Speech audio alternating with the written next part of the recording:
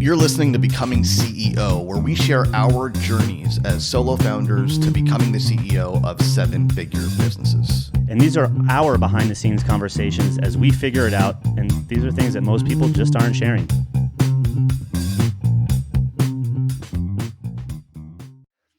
So, who's going first? I'm trying to find a way to start this without using the R word. It's a bad word. Yes. Let me just say it. Go ahead. Recession. Ooh. Ooh. All right, so we did an episode Oh, yeah, go ahead. back in January. I think we recorded it in Q4 of last year. It released in January called The Recession Reframe. If you haven't listened to that, I'd go back and check out that episode. It's kind of part one of this conversation. And this was really, I think, you and I wrapping our heads around the recession. And I believe for both of us, it's our first recession as business owners, right? Is that correct for you too? Yeah. And so we were getting our heads around it. And the reframe was, in a nutshell, the inspiration came from Jay Abraham, who said that in a growing economy, his business underperforms because when everyone's growing, there's hubris. People are not as open to outside advice, counsel, help, consulting, coaching, etc. And when people are struggling, when the economy is not growing or it's constraining, they're more open to getting outside counsel, and he does well. And we both thought that was relevant to our businesses, relevant to our audiences as well, potentially, is another way of looking at it. People are going to need help now more than ever, and maybe you can be the one to help them. Probably about 6 months since recording that, certainly 5 months at least since publishing. In the throes of 2023, as of this time of recording, it's late May 2023, almost halfway through the year. In the thick of a recession, pretty clearly. A lot of macroeconomic challenges, fears, real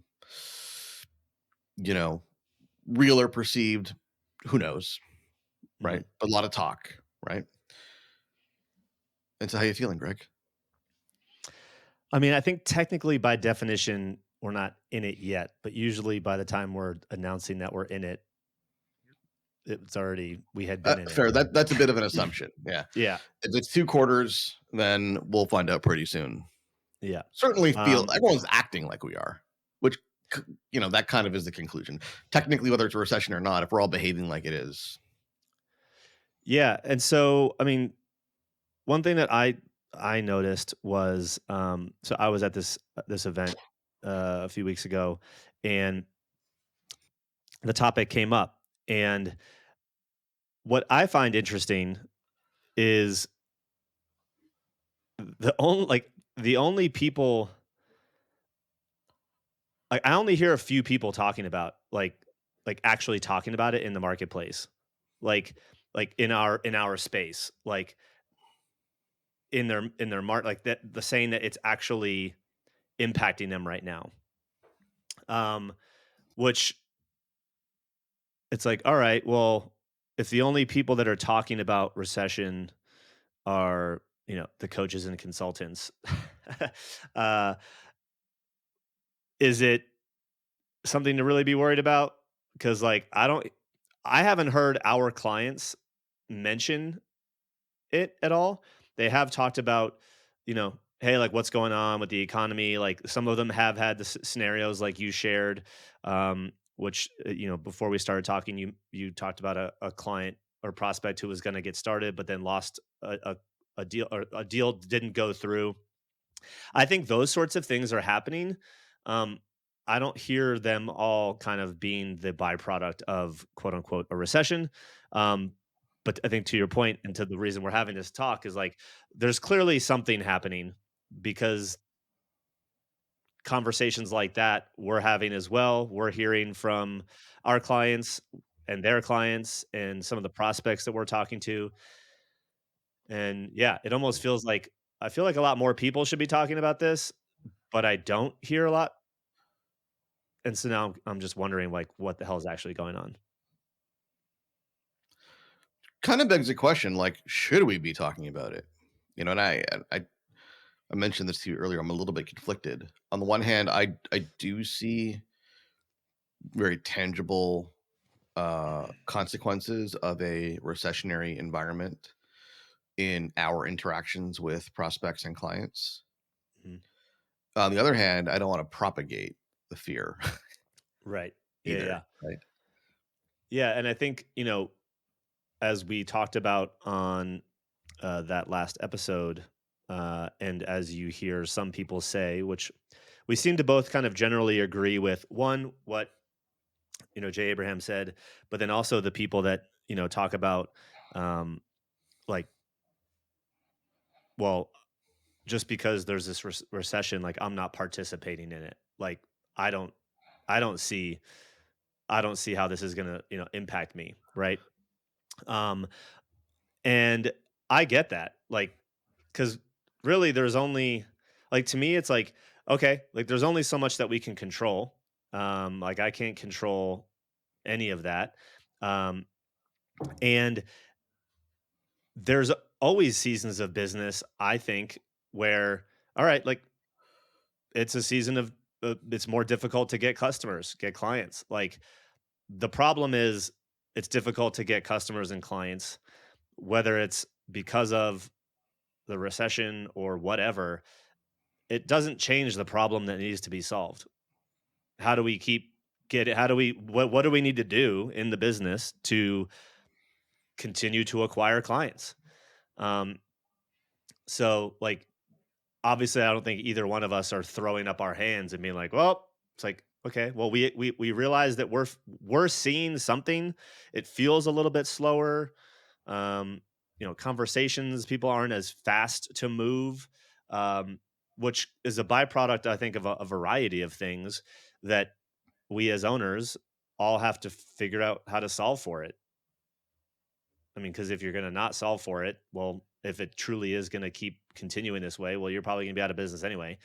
So uh, it's like if we know that we're just going to keep on keeping on trying to solve the problem, like it kind of is like, yeah, like what's the point of talking about it? But Yeah. you know, I I don't know if the sentiment I'm about to share is what I thought 6 months ago. I'm gonna be mhm, curious to listen back to that episode myself, and yeah, and if we change our mind on things, folks, well, that's just us being honest, right? Because we're yeah, yeah, working through this stuff as we go here.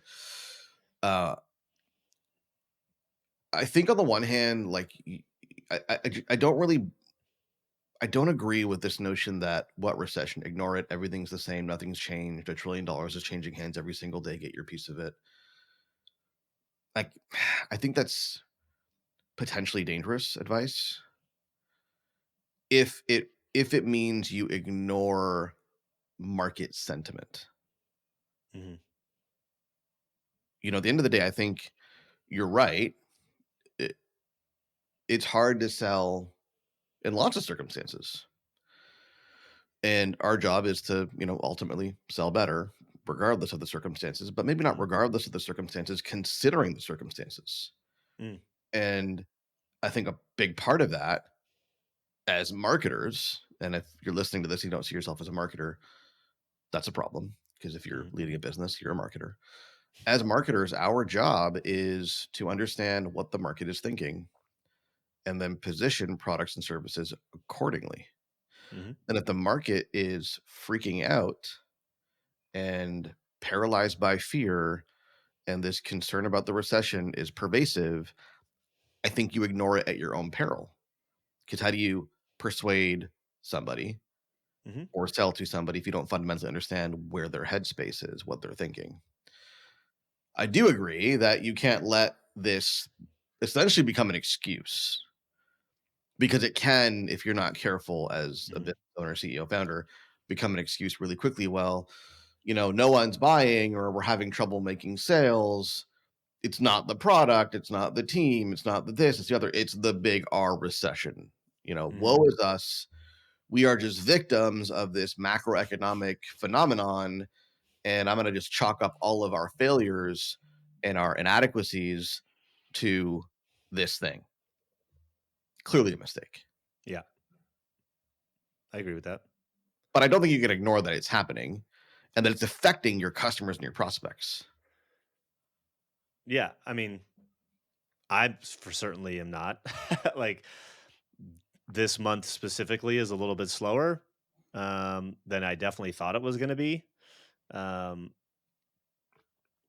and there's a variety of bottlenecks or a variety of things that we're trying to do to fix that. That whether the R word was in play or not, like we would still be trying to figure that same thing out, which I think is like back to the sentiment, right? Like I think beyond just this R word, um, I've and this I don't know if this is true or not. This just might be like I'm too close to it, but it feels like our market, business consulting, training, the coaching space, online courses, I would put in there.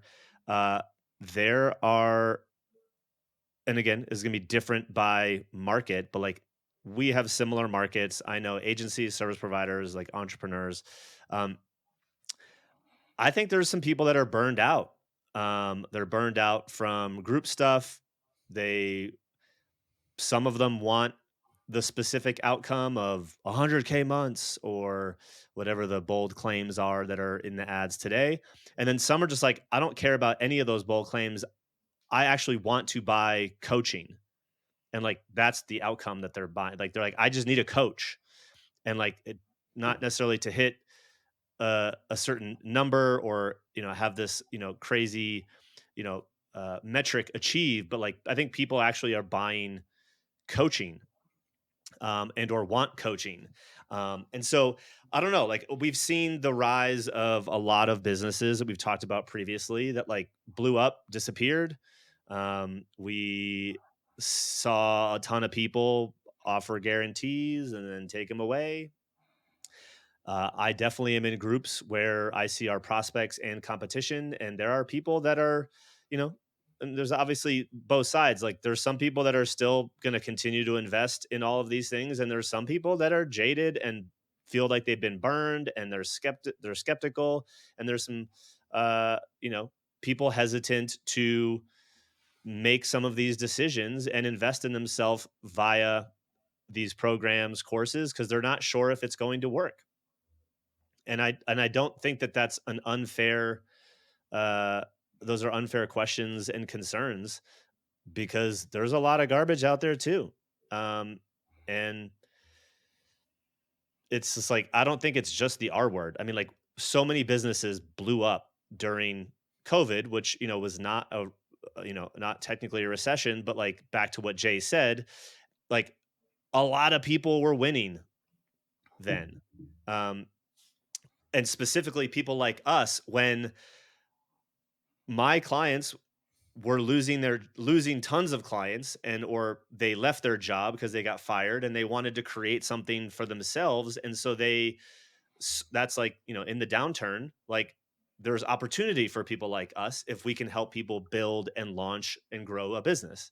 If that's the goal, there's a lot of people in a down economy of any sort where that's going to be the case. So I think like we're in a position to do well in that just because of that.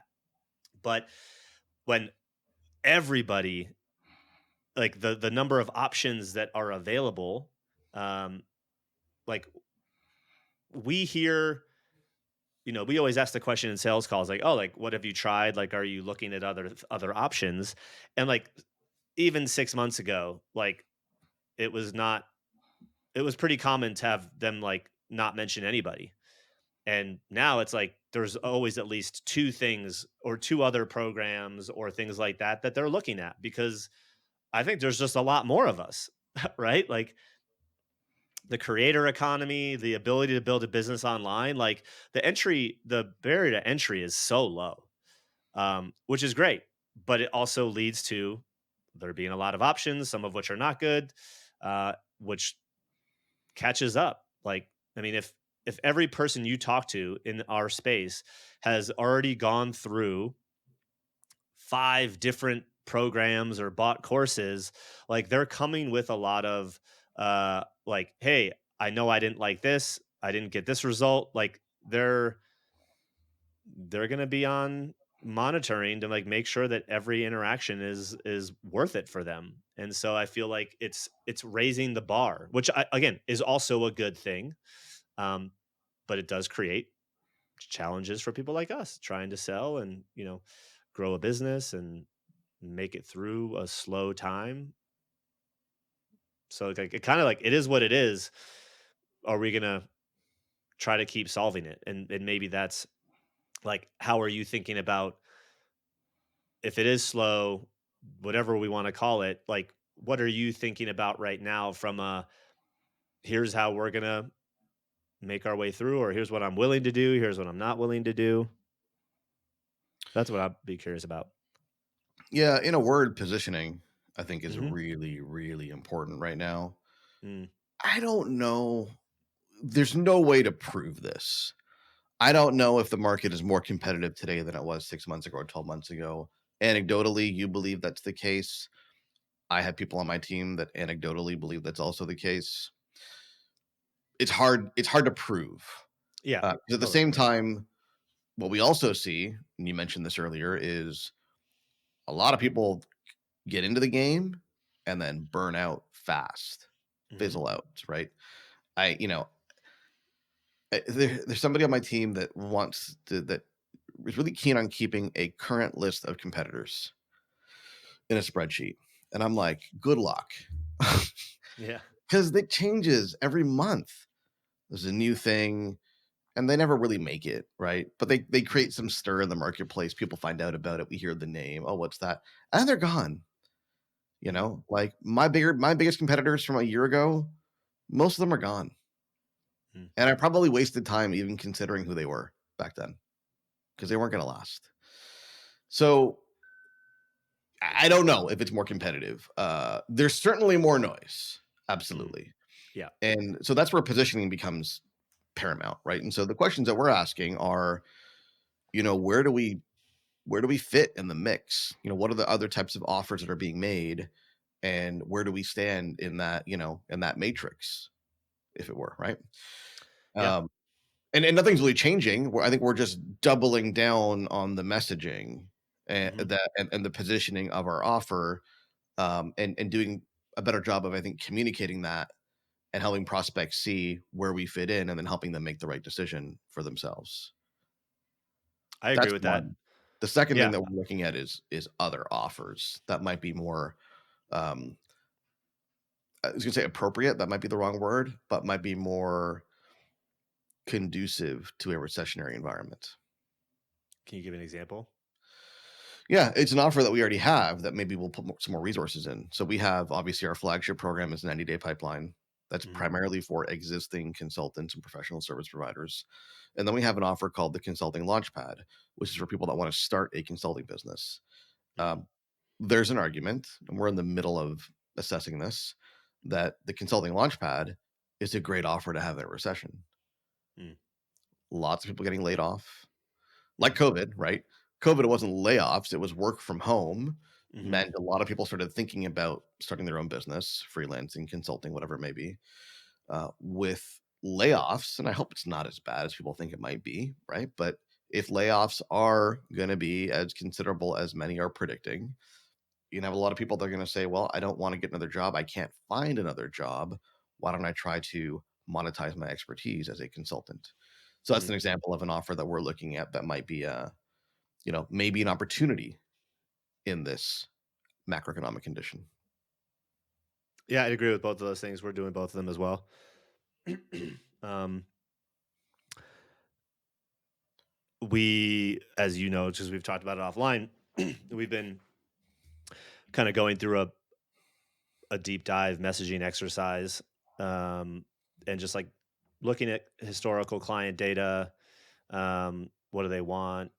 Looking at listening and sales calls and intake applications and things like that.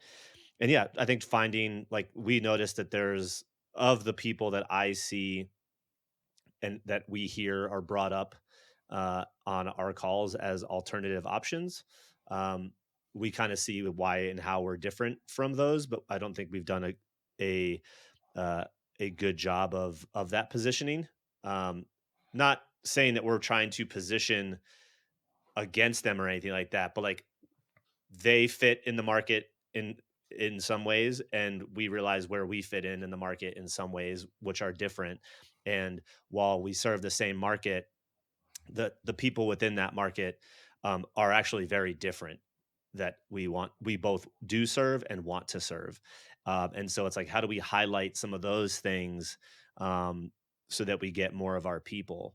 And then, yeah, to the other point, I think we have, in doing so, we identified exactly where the appropriate kind of entry point is to our flagship program, which is called Academy, which then in what we're in now is, oh, we're actually now able to more clearly articulate who the person is that would be the, before that entry point, because we don't deal with beginners either. So uh, uh, ironically, ours is also called the launch pad. um, which it might not actually continue to be called that, but like we're looking at, okay, well, what does someone, now that we're so clear on what it looks like for the ideal client profile of our main program, what do these people look like leading up to that?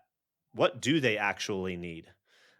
What is the appropriate offer to be making to them, and what is the appropriate packaging and deliverables that they need inside of that? And that's something that we're fine tuning now.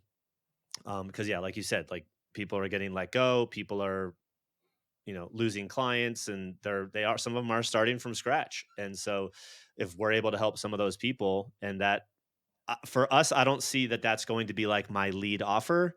um, but I think it's something that will help, monetize and be able to serve people, and, demonstrate our ability and our authority and our expertise, so that maybe we can help get them to the point where they're ready for our main program. But I think I would say I'm now more than ever very interested in and open to other monetization vehicles than just trying to get people into our flagship program. We've talked about it on a previous episode. Like, my goal by the end of this year is I want to have at least 3 one-on-one clients that are kind of in this one-on-one potential partnership uh, field. Um, that I do think there's a market for that. Like, just like there's a market for, hey, let's go to more to the beginner. I think there's also a need for the people that want real intimacy and access to our current knowledge and expertise to help them get to the next level in a time like now. So I think I'm looking at a higher level one-on-one thing. I'm open to looking at how can I extract some tools and resources that we have in our main thing, and maybe sell them as one-off resources, because I know some of them could help certain people in certain scenarios. So like I think looking at stuff like that is super appealing to me. I think my main concern is like, how do I just not, I could easily see myself going off the rails on some of those things and just like have too many. So I don't want to create tons of complexity, but uh, to some degree, figuring out ways to continue to um, bring in customers and offset some of the expenses and acquisition costs that it takes to run a business like this is a wise move. So let me ask you this to put a bow on this episode. Mhm. Do you think about your growth prospects or your targets any differently in a recession than you would outside of a recession?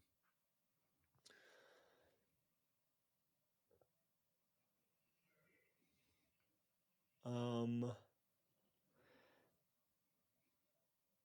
I would say no, because like I was the reason I would have said yes would be, the words that were going to come out of my mouth were going to say yes, because I'm very aware of what they want and what they need, and I want to make offers based off of that. But that's actually true whether there's a recession or not. And so the answer is actually no, because if I'm here to serve my clients, I need to always be in touch with what they want and what they need, especially if that is changing over time. And so uh, you would be doing that no matter what. So yeah, I don't think I'm thinking about it any differently. Hmm. What about you? I'll give you the honest answer, and I'm open to being wrong, but I'm not going to know for probably another couple of years. um, our goal is certainly to make money and be profitable Yeah. through recession, regardless of the economic circumstances, by Hmm. doing a lot of the things that we talked about today. Yeah.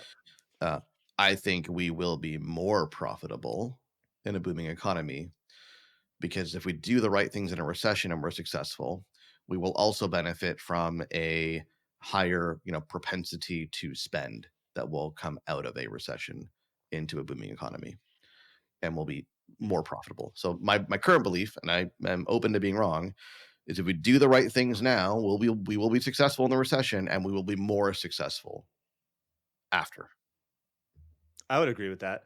I will add one thing that didn't come up, but I at least is on my mind, uh, as a part of when you said do the right things, you know, during this time. One of those things I think, and I haven't quite grasped exactly tactically what that looks like, but I do think brand is going to continue to be more and more important, um, and the attention of the brand, um, both from an authority, a know, like, and trust factor, um, the playing the game more of like if we were to put brand on one side, I'd put like direct response on the other side. Uh, I think when I think a few years from now, if we were right or if we were wrong, I think a lot of more of us, and at least me, are going to be focused on like what is building a brand and an identity around our company and our clientele actually look like. Um, I don't want to say direct response is dying or anything like that. I think that's aggressive. I think it'll always live, but I do think having a strong brand and awareness and attention about who you are is going to continue to be really, really important. And so, whatever that looks like now through the next handful of years are things that I'd be considering putting my money into and my time and effort into so that we could be sitting here 3, 5 years from now looking back and be like, yeah, that was a wise move. Sounds good to me. Let's do an update at the end of the year. We will report back, friends.